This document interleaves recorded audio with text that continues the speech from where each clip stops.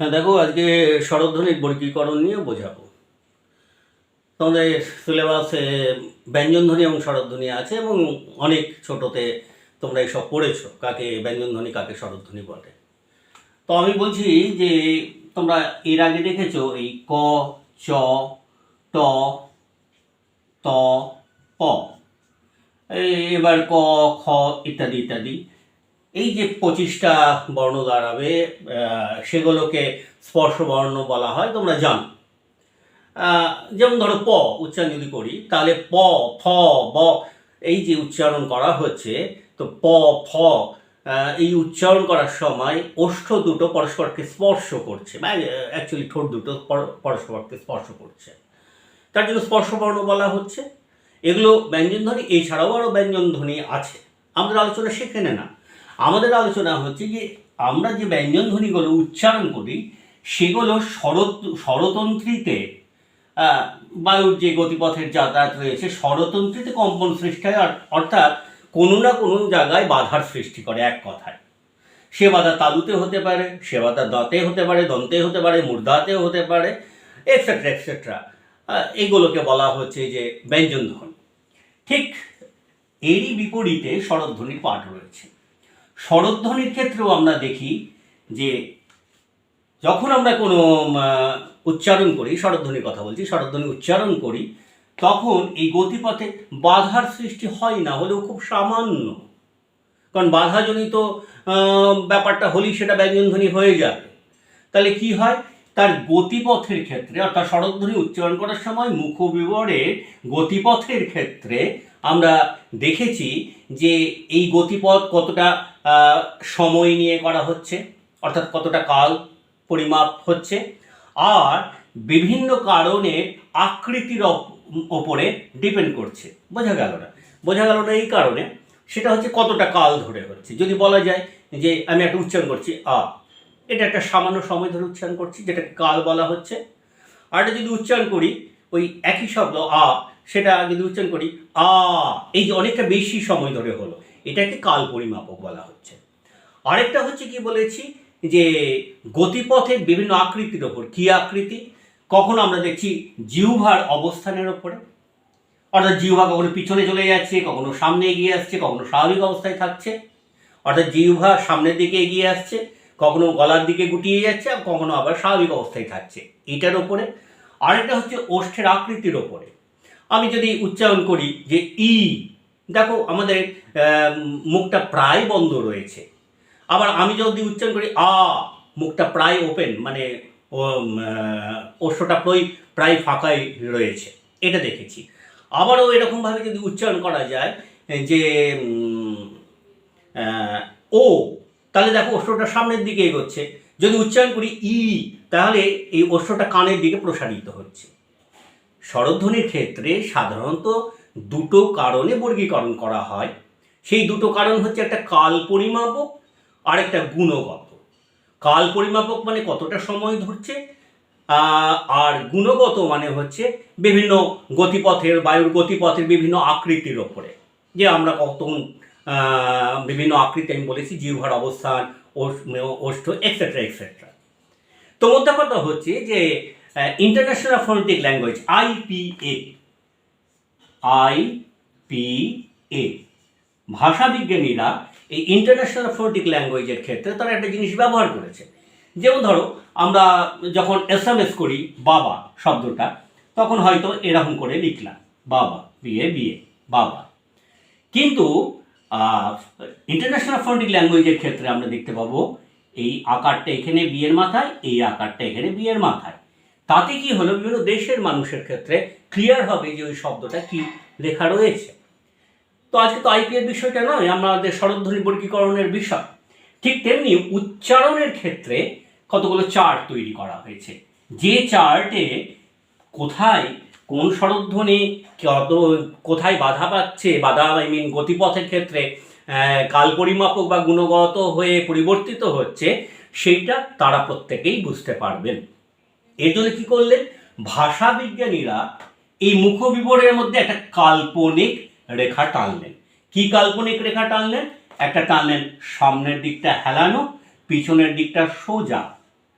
এই কাল্পনিক রেখা টানলেন, এইটাকে তারা সমান ভাগে ভাগ করলেন, জাস্ট সমান ভাগে ভাগ করলেন। এখানে সেটা দেখানো হয়েছে এই চার্টের মধ্য দিয়ে। এবং আমরা বলেছি যে ব্যঞ্জনধ্বনি উচ্চারণের সময় স্বরতন্ত্রের একটা কম্পনের ব্যাপার রয়েছে, সে কণ্ঠবর্ণই হোক আর তালব্যবর্ণই হোক, বিভিন্ন বাধার ব্যাপার রয়েছে, এটা বলেছি।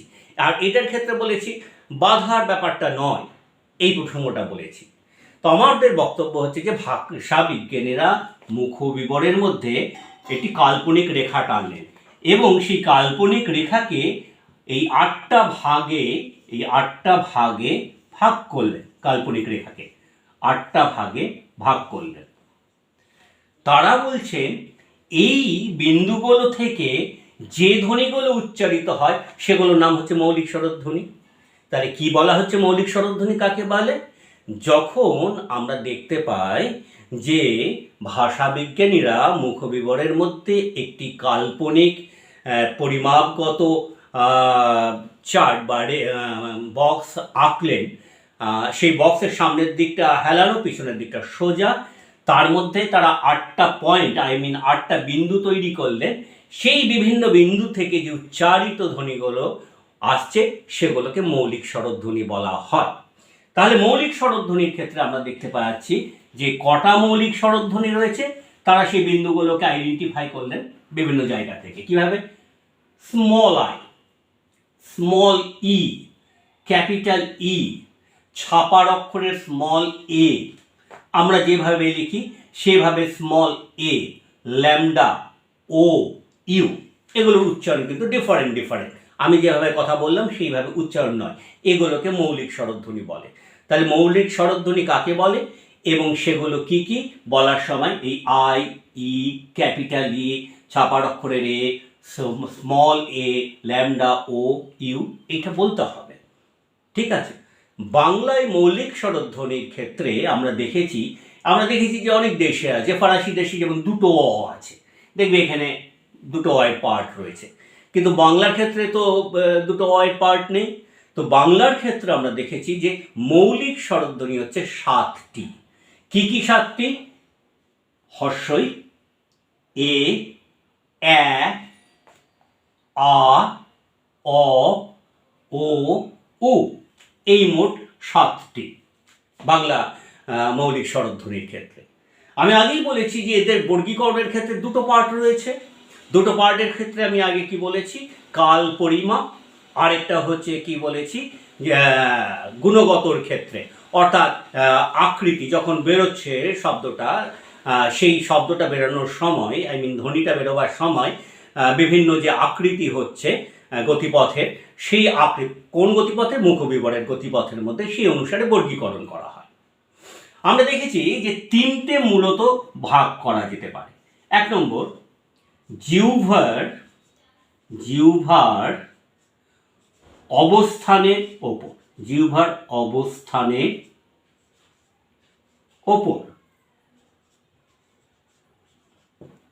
অর্থাৎ জিভটা সামনের দিকে এগিয়ে আছে না পিছনের দিকে চলে যাচ্ছে, না স্বাভাবিক অবস্থায় আছে, জিভটা ওপরে উঠছে না নিচে নামছে, না মধ্যবর্তী কিছু কিছু অঞ্চলে দাঁড়িয়ে রয়েছে, এই জিহ্বার অবস্থানের ওপর। 2 পেনটা চেঞ্জ করি। 2 হচ্ছে কি বলছে যে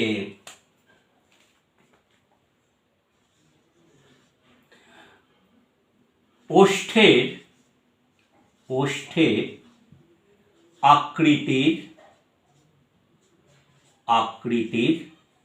ওপর। 2 3 যে পার্টটা রয়েছে সেটা হচ্ছে মুখবিবরের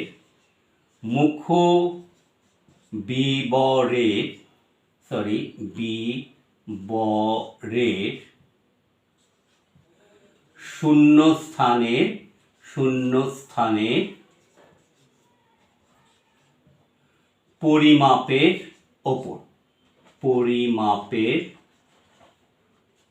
পরিমাপের ওপর,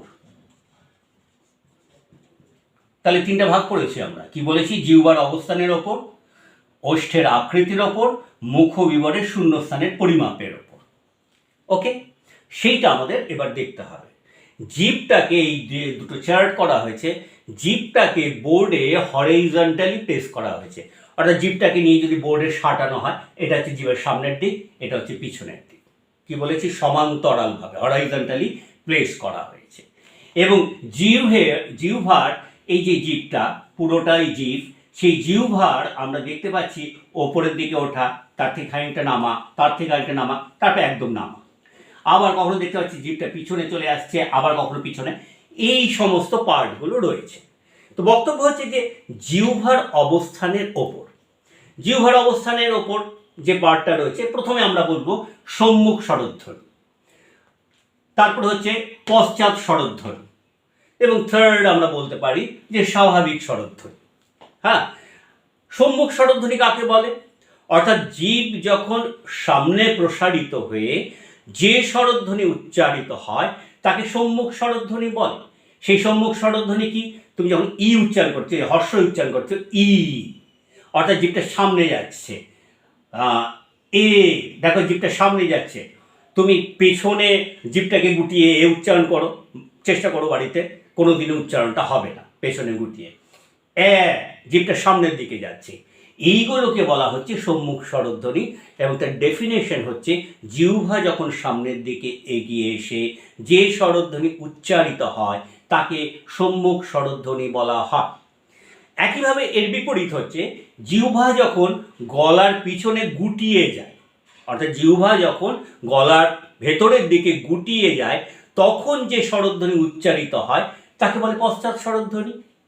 তাহলে যখন উচ্চারণটা উ, ও, অ, এই যে উচ্চারণগুলো আমরা করছি, সেই উচ্চারণের ক্ষেত্রে আমরা দেখছি কি জিহ্বা গলার ভেতরের দিকে চলে যাচ্ছে, গুটিয়ে যাচ্ছে, তখন তাকে বলা হচ্ছে পশ্চাৎ স্বরধ্বনি। বাংলারই কটা উদাহরণ দিলাম। পাশে আমরা দেখতে পাচ্ছি যে ভাষা বিজ্ঞানের মডেল যারা তৈরি করেছিলেন চার্টে, সেখানে আমরা ইউ, ও, ল্যামডা এই পার্টগুলো দেখতে পাচ্ছি তার সাথে। ওকে, নেক্সট হচ্ছে স্বাভাবিক স্বরধ্বনি। অর্থাৎ জিহ্বা প্রসারিতও হলো না এবং পশ্চাতে গুটিয়েও গেল না, স্বাভাবিক অবস্থায় যখন থাকে, তার ফলে যে স্বরধ্বনি উচ্চারিত হয় তাকে স্বাভাবিক স্বরধ্বনি বলে। যেমন আ, দেখো জিভ সামনের দিকে প্রসারিত হচ্ছে না এবং গলার ভেতরে গুটিয়ে যাচ্ছে না আমরা যখন আ উচ্চারণ করছি। বাংলা স্বরধ্বনির ক্ষেত্রে যা আমরা মৌলিক স্বরধ্বনির ক্ষেত্রে পাই না, বাংলা স্বরধ্বনির ক্ষেত্রে তার অবস্থানটার জন্য এই মাঝামাঝি জায়গাটায় অবস্থান করা হয়েছে নিচের দিকে আলাদা করে। তাহলে জিহ্বার অবস্থানের উপর আমরা তিনটে পার্ট দেখলাম, একটা কি সম্মুখ স্বরধ্বনি, একটা হচ্ছে পশ্চাৎ স্বরধ্বনি, একটা হচ্ছে স্বাভাবিক স্বরধ্বনি। দেন জিহ্বার অবস্থানের ওপর, জীব যখন ওপরে থাকে, ওপরে মানে জীব যখন এই যে তালু রয়েছে, এই তালু বা স্বরধ্বনি উচ্চারণের বা স্বরধ্বনি এলাকার সর্বোচ্চ স্থানে থাকে। ধরো আমাদের এই তালুটা রয়েছে, জীব গিয়ে এই তালু স্পর্শ করলো, সেটা বাধা পেয়ে যে শব্দ ধ্বনি উচ্চারিত হবে সেটাকে আমরা স্বরধ্বনি বলতে পারবো না, সেটা হয়ে যাবে ব্যঞ্জন ধ্বনি। কারণ ব্যঞ্জন ধ্বনির ডেফিনেশনেই রয়েছে যা বাধাপ্রাপ্ত হচ্ছে, কিন্তু স্বরধ্বনির ক্ষেত্রে তো বাধাপ্রাপ্তের কথা বলিনি। অর্থাৎ তালু স্পর্শ করবে জীব আর তখন যা উচ্চারণ করবে সেটা তো কখনো তা হবে না।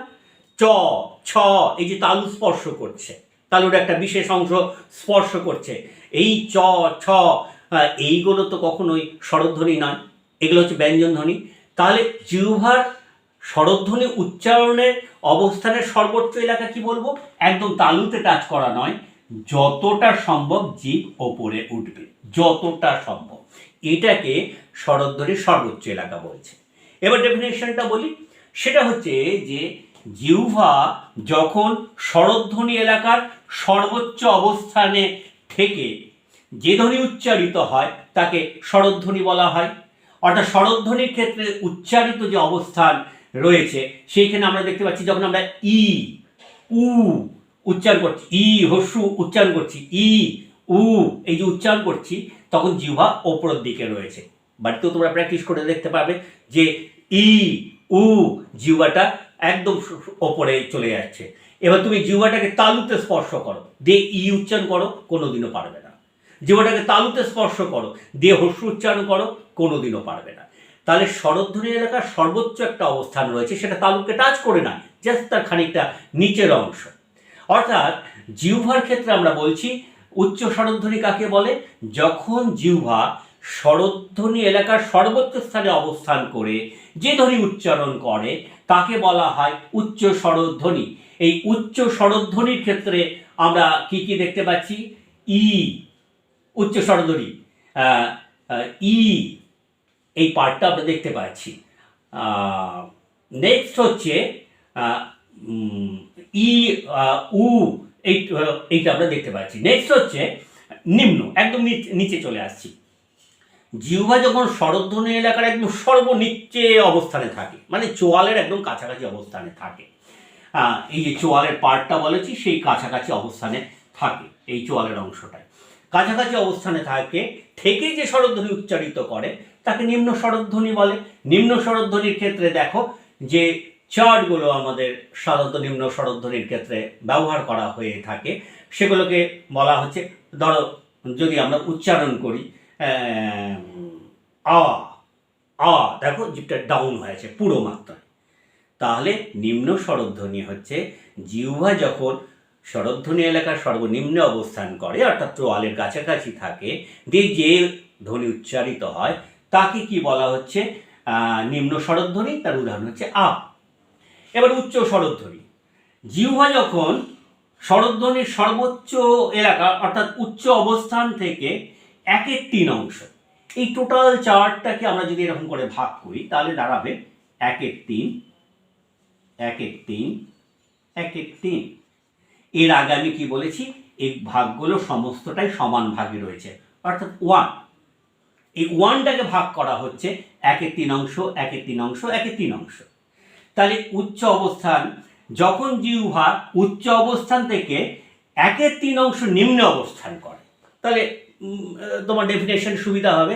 উচ্চ অবস্থান থেকে 1/3 অংশ নিম্নে অবস্থান করে যে ধ্বনি উচ্চারণ করে বা যে ধ্বনি নির্গত হয় সেটাকে উচ্চ মধ্য বলা হয়। যেমন কি এ, ও, এটাকে উচ্চ মধ্য বলা হচ্ছে।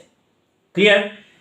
এবার হচ্ছে নিম্নটা আগেই বলেছি, নিম্নর পরবর্তী ক্ষেত্রে নিম্ন মধ্য। জিহ্বা যখন স্বরধ্বনির নিচে থাকে, সর্বোচ্চ নিচের অবস্থানে থাকে, তার থেকে 1/3 অংশ ওপরে উঠে থাকে। জিহ্বা যখন স্বরধ্বনির নিম্ন এলাকায় অবস্থানের থেকে 1/3 অংশ, এই 1/3 অংশ ওপরে উঠে থাকে, তখন যে ধ্বনি উচ্চারিত হয় তাকে বলা হয় নিম্ন মধ্য। যেমন অ্যা, যেমন অ। অর্থাৎ আমরা দেখতে পাচ্ছি জিহ্বার অবস্থানের ক্ষেত্রে উচ্চ, উচ্চ মধ্য, নিম্ন মধ্য এবং নিম্ন, এই 4টে ভাগে ভাগ করা গেছে। আমরা এর আগে আলোচনা করেছিলাম যে সম্মুখ, পশ্চাৎ এবং স্বাভাবিক। তাহলে জিহ্বার অবস্থানের ওপরে ভাগগুলো আশা করি ক্লিয়ার হয়েছে। নেক্সট হচ্ছে ওষ্ঠের আকৃতির উপর লিখেছি। তোমরা 2 নম্বর হিসেবে মুখ বিবরের শূন্যস্থানের পরিমাপের ওপরও করতে পারো। তো ওষ্ঠের আকৃতির উপর যখন লিখেছি তখন ওষ্ঠের আকৃতিটা বলি ওষ্ঠ মানে ঠোঁট। তোমরা খুব খেয়াল করে দেখবে যে আমরা যখন উচ্চারণ করি ব্যঞ্জনধ্বনি স্পর্শবর্ণের ক্ষেত্রে সেটা হচ্ছে প, ফ। এবার তুমি দুটো ঠোঁট টাচ না করে প উচ্চারণ করতে পারবে না, এটাকে আমরা স্পর্শবর্ণ বলছি। এই ওষ্ঠর কথা বলা হচ্ছে, ঠোঁটের কথা বলা হচ্ছে। কি বলা হচ্ছে? ওষ্ঠের আকৃতির ওপর। ওষ্ঠ কখনো কখনো আমরা দেখি যে কানের দুপাশে চলে যায়, প্রসারিত হয়। তাহলে ওষ্ঠের ক্ষেত্রে আমরা দেখতে পাচ্ছি যে কানের দুপাশে যখন প্রসারিত হয় সেটাকে প্রসারিত ধ্বনি বলে। তো এই প্রসারিত ধ্বনির ক্ষেত্রে আমরা যদি হিসেব করি তাহলে দেখতে পাবো ই, উ, ই, দেখো ই উচ্চারণ করো, ই, হ্যাঁ, ই, উ নয়, ই, এ, এই যে ই আর এ উচ্চারণ করছি, তাহলে আমাদের ঠোঁটটা কানের দুপাশের দিকে প্রসারিত হচ্ছে। তাহলে ওষ্ঠের আকৃতিটা চেঞ্জ হয়ে যাচ্ছে, তার ফলে এটাকে প্রসারিত ধ্বনিও বলা হয় ওষ্ঠের আকৃতির ওপরে। নেক্সট হচ্ছে কুঞ্চিত, ওষ্ঠের আকৃতির ওপরে কুঞ্চিত ধ্বনি। যেমন কি? যেমন ধরো আমি উচ্চারণ করছি ও, এই যে ও করছি, তাহলে দেখতে পাচ্ছি আমাদের ঠোঁটটা গোল হচ্ছে, অর্থাৎ ফু দেওয়ার মতন করে ও উচ্চারণ করছি, ফু দেওয়ার মতন করে, অর্থাৎ কুঞ্চিত হচ্ছে। তখন আমরা এটাকে বলি কুঞ্চিত ধ্বনি, এই গোল হওয়াটাকে। তার উদাহরণ হচ্ছে কি, আগেই আমি বলে দিচ্ছি, ও যখন গোলদার মতন, উ এই যে হস্যুর উচ্চারণ করছি উ, এটাও গোল হওয়ার মতন। তাহলে আমরা কি দেখলাম যে ও, উ এগুলো সবই হচ্ছে কুঞ্চিত ওষ্ঠের ধ্বনির মধ্যে পড়ছে। আরেকটা হচ্ছে অকুঞ্চিত বা স্বাভাবিক অবস্থায় যখন ওষ্ঠ থাকে, না হবে প্রসারিত, না হবে গোল আকৃতির মতো ফু দেওয়ার মতন কুঞ্চিত, স্বাভাবিক ওষ্ঠ থাকবে। যেমন আমরা আ ধ্বনি যদি উচ্চারণ করি, তাহলে দেখব যে মুখের ওষ্ঠের কোনো রকম কুঞ্চন বা অকুঞ্চনের পার্ট আমরা দেখতে পাচ্ছি না। তাহলে ওষ্ঠের আকৃতির উপর আমরা তিনটে পার্ট দেখলাম, একটা প্রসারিত পার্ট, একটা কুঞ্চিত, একটা অকুঞ্চিত বা স্বাভাবিকের পার্ট বলা যেতে পারে। এ গেল দ্বিতীয়টা। তৃতীয়টা হচ্ছে মুখ বিবরের শূন্যস্থানের পরিমাপের উপর। এই যে মুখের হাঁ, এইটা হচ্ছে মুখ বিবর, তার শূন্যস্থানের বায়ুর পরিমাপের উপর, বায়ুটা কত সময় নিচ্ছে তার পরিমাপের উপর। সেইখানে নাম দেওয়া হয়েছে সংবৃত, অর্ধসংবৃত, অর্ধবিবৃত, বিবৃত। এখানে ইংলিশটা মনে রাখলে তোমাদের সুবিধা হবে। সংবৃত ক্লোজড ভাওয়েল, ক্লোজড মানে বন্ধ, একেবারে মুখ বন্ধ করে তো কোনো ধ্বনি উচ্চারণ করা যায় না, কোনো শব্দ উচ্চারণ করা নাই, যতটা পারা যায় ক্লোজ করার চেষ্টা, সেটাকে সংবৃত বলা হয়। বিবৃত ঠিক এর বিপরীত, অর্থাৎ ওপেন, অর্থাৎ মুখ হাঁ করে, এক কথায় সেটাকে কেন্দ্র করে স্বরধ্বনির পাঠ। সেখানে আমরা চারটে ভাগ দেখেছি, একটা হচ্ছে সংবৃত, একটা অর্ধসংবৃত, একটা অর্ধবিবৃত, একটা বিবৃত। তাহলে সংবৃত কাকে বলা হচ্ছে? আগেই বলে নিই যে এই সংবৃত, অর্ধসংবৃত, অর্ধবিবৃত আর বিবৃত, সংবৃতর যা উদাহরণ উচ্চের তাই উদাহরণ, অর্ধসংবৃতের যা উদাহরণ উচ্চ মধ্যের তাই দৃষ্টান্ত, অর্ধবিবৃতের যা উদাহরণ নিম্ন মধ্যেরও সেই উদাহরণ, বিবৃতের যা উদাহরণ নিম্নের ক্ষেত্রেও একই দৃষ্টান্ত রয়েছে। তো সংবৃত কাকে বলে? সংবৃতর ক্ষেত্রে আমরা দেখতে পাচ্ছি জিহ্বা যখন সম্মুখ দিকে প্রসারিত উচ্চ অবস্থান করে, অর্থাৎ স্বরধ্বনি এলাকার সর্বোচ্চ, আমি আগেই বলেছি স্বরধ্বনি এলাকার সর্বোচ্চ স্থানে অবস্থান করে, এবং তখন তখন যে ধ্বনি উচ্চারিত হয় তাকে সংবৃত ধ্বনি বলা হয়। আমি বলেছি উচ্চের যা উদাহরণ সেই উদাহরণ, অর্থাৎ ই, উ, এটা হচ্ছে জিহ্বার স্বরধ্বনি উচ্চারণ। বেশ, ওকে। তাহলে এই উচ্চারণের ডেফিনেশনটা তো আমরা উচ্চার ক্ষেত্রে দিয়েছি, এটা আলাদা করে সংবৃতর নাম কেন? আসলে স্বরধ্বনি এলাকার যখন জিহ্বা উচ্চে অবস্থান করে তখন নিম্ন অবস্থান থেকে বাকি অংশ ফাঁকা থাকে, বাকি অংশ বায়ু দ্বারা পূর্ণ থাকে। এটা সংবৃতের কথা বলা হচ্ছে, ক্লোজডের কথা বলা হচ্ছে ভয়েলের ক্ষেত্রে। তাহলে জিহ্বা যখন স্বরধ্বনি এলাকার সর্বোচ্চ এলাকায় অবস্থান করে তখন তার থেকে নিচের যে অংশ, জিহ্বার নিচে নিম্নের থেকে যে অংশের পার্টটা রয়েছে সেই অংশের শূন্যস্থান বায়ু দ্বারা যখন পূর্ণ থাকে তখন তাকে বলা হয় সংবৃত। সংবৃতর উদাহরণ যা উচ্চের উদাহরণ তাই, অর্থাৎ ই, উ, এই উচ্চারণ করলেই তোমরা ব্যাপারটা বুঝতে পারবে। নেক্সট জায়গায় চলে আসি, বিবৃততে চলে এলাম। এটাকে আগে বলেছি ওপেন, ওপেন ভাওয়েল ইংরেজিতে। তো বিবৃত কি? সেটা হচ্ছে জিহ্বা যখন স্বরধ্বনি এলাকার নিম্ন অবস্থান করে, জিহ্বা যখন স্বরধ্বনি এলাকার নিম্ন অবস্থান করে তখন স্বরধ্বনি এলাকার সর্বোচ্চ জায়গা থেকে এই বাকি অংশটা ওপেন থাকে, ফাঁকা থাকে, বায়ু শূন্য থাকে, তখন তাকে বিবৃত বলে। বিবৃতর উদাহরণের ক্ষেত্রে আ বলছি, আমি যখন উচ্চারণ করবো আ, এই যে আ, জিভটা চোয়ালের দিকে নেবে আছে আর ওপরটা পুরোটাই ফাঁকা, ওটা বায়ু দ্বারা পূর্ণ না। আর সংবৃতের ক্ষেত্রে কি ছিল? বায়ু দ্বারা ক্লোজ। আর বিবৃতর ক্ষেত্রে কি ছিল? বায়ু ওপেন হয়ে যাচ্ছে, ফ্রি হয়ে যাচ্ছে। অর্থাৎ বিবৃতর ক্ষেত্রে জিহ্বার অবস্থান থাকবে নিম্নে এবং ওপরের অংশটা পুরোটা বায়ুশূন্য থাকবে, তখন তাকে বিবৃত স্বরধ্বনি বলা হচ্ছে। তার উদাহরণ হচ্ছে আ। ওকে, নেক্সট হচ্ছে অর্ধসংবৃত। পজিশন দেখো জিহ্বার, উচ্চ মধ্য পজিশন। অর্থাৎ জিহ্বা যখন স্বরধ্বনি এলাকার সর্বোচ্চ স্থান থেকে 1/3 নিচে অবস্থান করে। কি বললাম?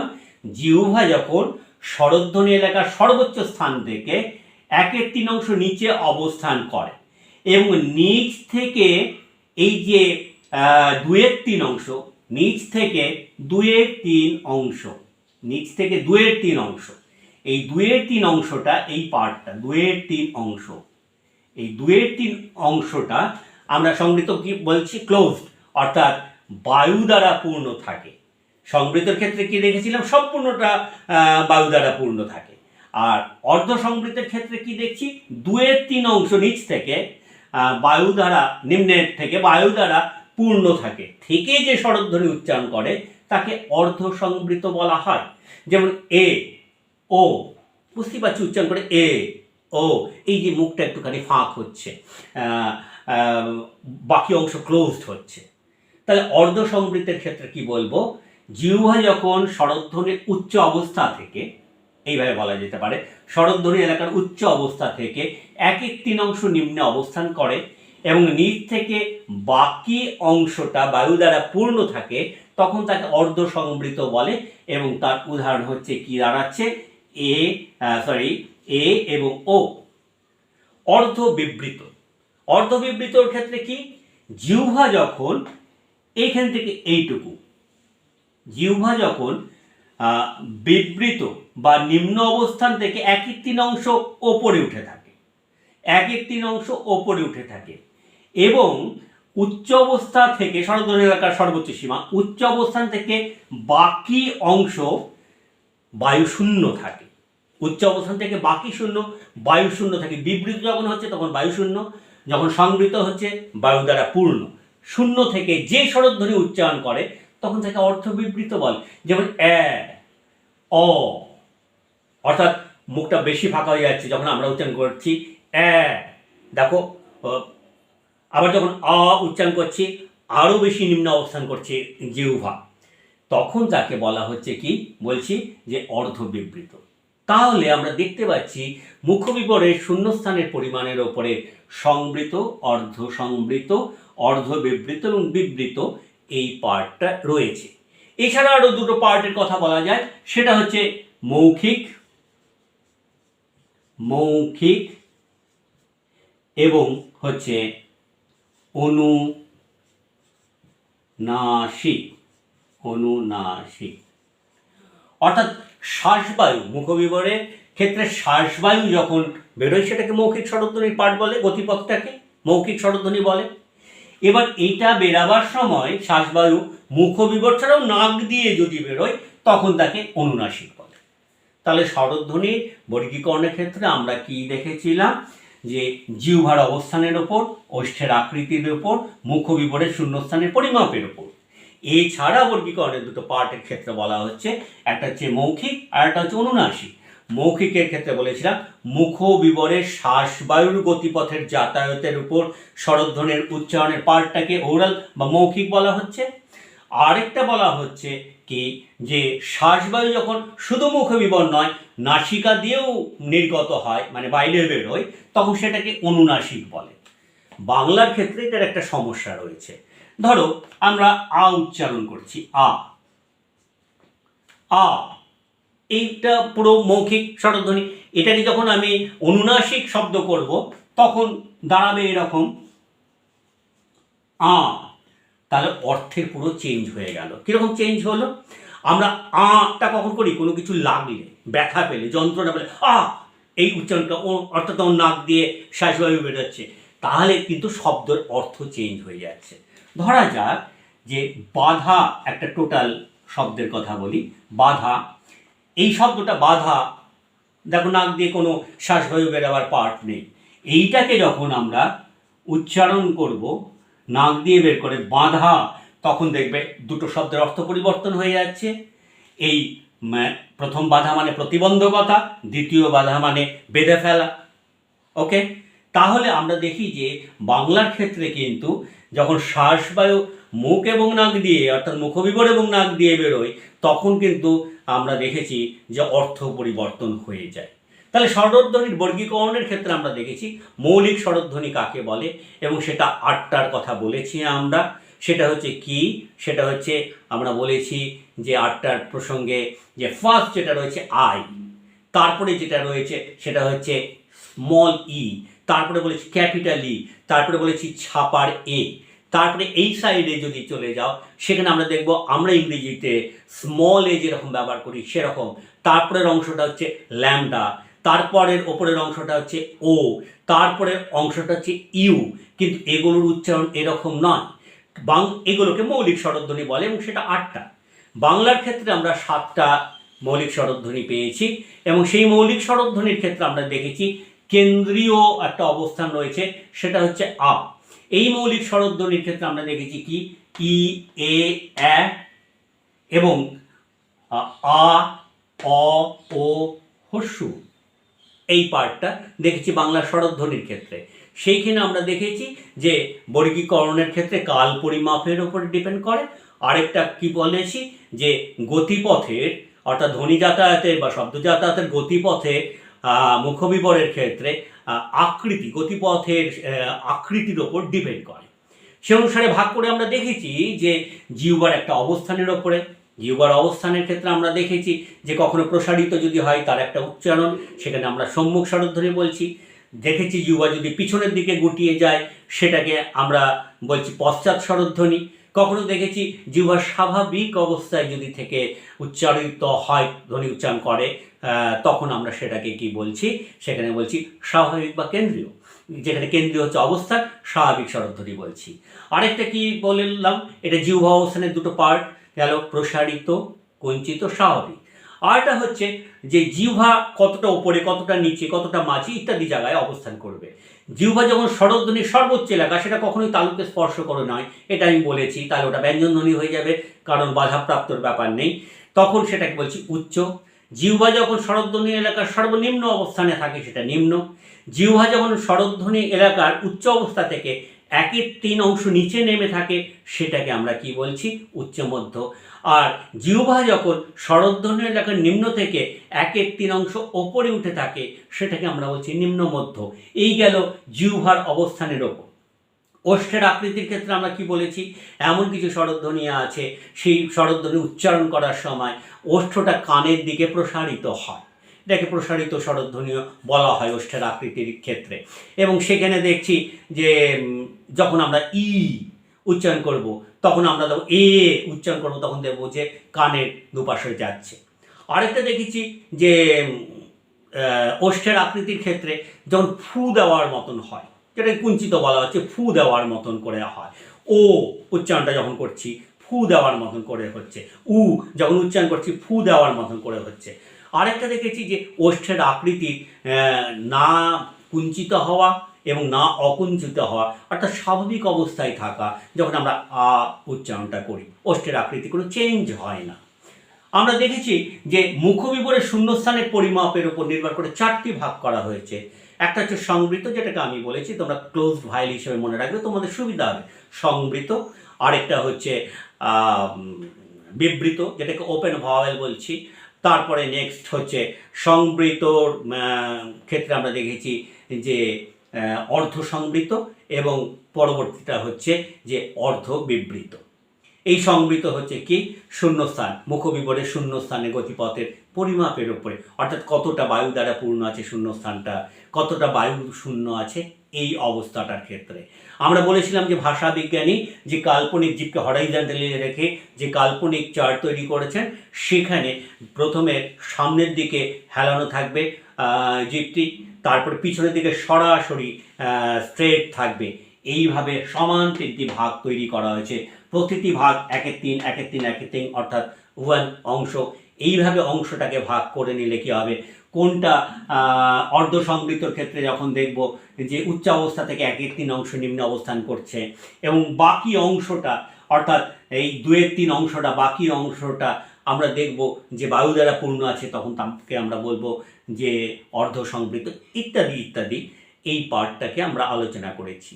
এছাড়া বলেছি যে মৌখিক এবং অনুনাসিক, এবং বাংলার ক্ষেত্রে আমরা বলেছি যে অনুনাসিক শব্দের ক্ষেত্রে মুখ এবং নাক দিয়ে যখন শ্বাসবায়ু বেরায় সেটার ক্ষেত্রে দেখেছি আমরা সাধারণত অর্থ চেঞ্জ হয়ে যায়, এবং হিন্দি ভাষার ক্ষেত্রেও তাই।